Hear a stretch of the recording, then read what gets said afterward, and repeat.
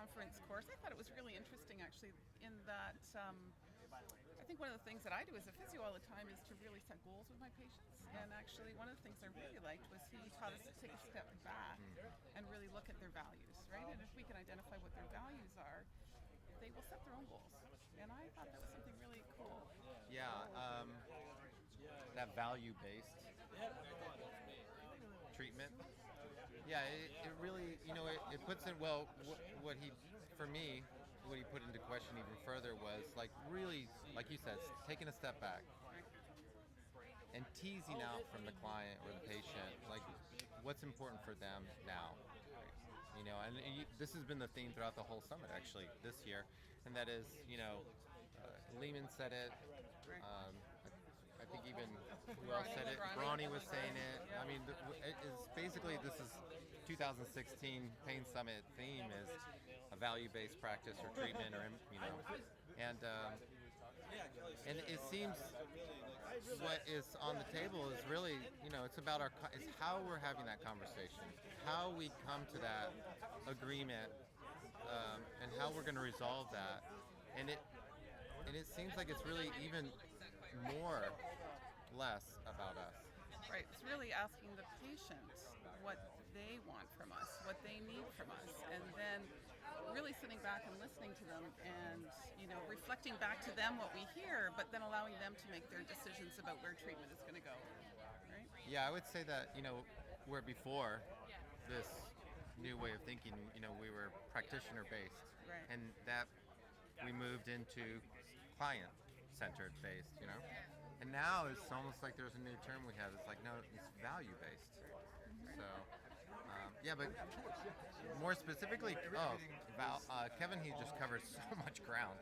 I feel like I have some skills out of a 4-hour workshop to actually apply when I get back to my clinical practice, and that I think is what's really important at this point. So would you recommend this to someone else coming next year? Would you say come to the San Diego Pain? Oh, come to the pre-classes. Well, pre-classes, or this is a second conference. I've been to both. They're excellent. Yep. It's an excellent group of clinicians. I love the fact that it's interdisciplinary and it's very relaxed. Great discussions, great questions.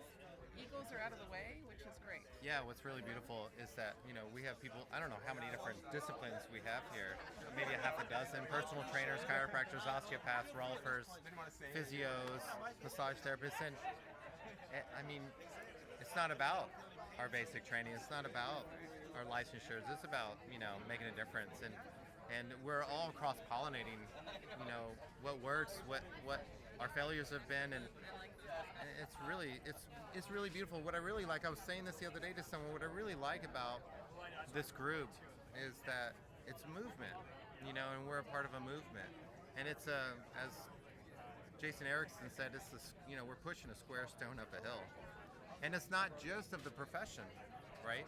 But our professions have led the way for the public to have a certain thinking, and so that the public has an expectation of us, and so it's this huge positive feedback loop that we're really having to put, that this new paradigm really has to work to correct, and so that's why I call it a movement.